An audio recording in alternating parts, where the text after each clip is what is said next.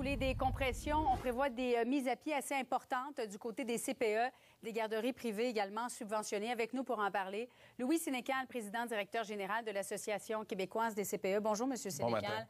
D'abord, étiez-vous au courant ou vous l'avez appris en même temps que tout le monde ce matin? Les chiffres ont été annoncés dans le cadre du dernier budget. C'était des chiffres énormes, 74 millions cette année, 120 millions l'année prochaine.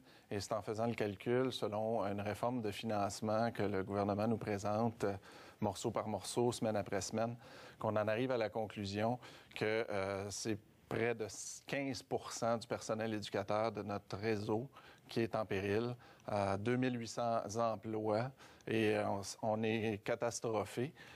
D'une part parce que c'est un réseau extraordinaire qui donne un service éducatif aux enfants de manière remarquable, mais d'autre part de voir que le gouvernement qui intervient pourtant dans différents secteurs de l'économie quand il y a matière de perte d'emploi, de voir que le gouvernement laisse aller une main-d'œuvre aussi qualifiée, c'est incompréhensible. La seule réponse qu'on a à cette question-là, c'est probablement que le premier ministre Couillard n'avait pas reçu toute l'information sur les impacts des décisions qui ont été prises. Et là, il faut revoir les priorités. Bon, vous parliez d'impact. Est-ce qu'on doit comprendre que le ratio enfants-éducateurs sera augmenté à ce moment-là? Non, celui-là n'est pas touché. Ce dont on parle, c'est que le gouvernement a fondé son calcul sur le tiers des services de garde qui sont les moins coûteux.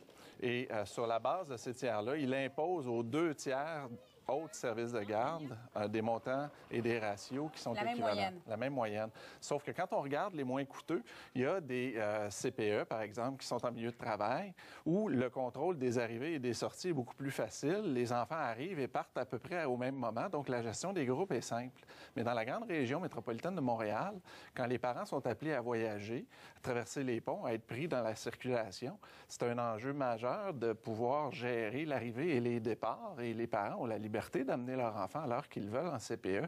Alors, ce que le gouvernement nous dit, c'est fondé sur les chiffres les moins coûteux, donc probablement ceux qui sont dans des circonstances particulières, plus stables, on va devoir imposer ça. Mais, M. Sénécal, je veux juste essayer de bien comprendre parce que le temps file.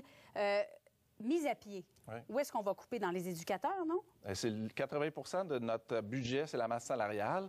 Et dans la masse salariale, alors, c'est des éducatrices. Comment pouvez-vous dire à ce moment-là, des femmes effectivement touchées, la plupart des éducateurs sont des femmes, mais comment est-ce que vous pouvez nous dire à ce moment-là qu'il n'y aura pas davantage d'enfants, que le ratio ne sera pas accru enfants-éducateurs s'il y en a qui vont perdre leur emploi? C'est justement là où est le cul-de-sac et c'est là où on en appelle au gouvernement de dire revoyez la formule, parce qu'à 120 millions de coupures cette année qui s'ajoutent aux 74 millions, il est impossible de conserver le service éducatif tel qu'il existe présentement.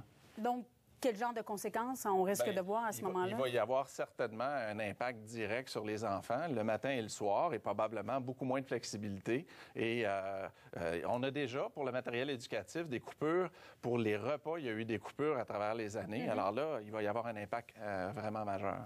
Alors, Louis Sénécal qui est avec nous, président directeur général de l'Association québécoise des CPE. C'est le caucus ce matin. D'ailleurs, on attend des réactions, notamment de la ministre Francine Charbonneau de la Petite Enfance. Merci d'avoir été des nôtres. Merci.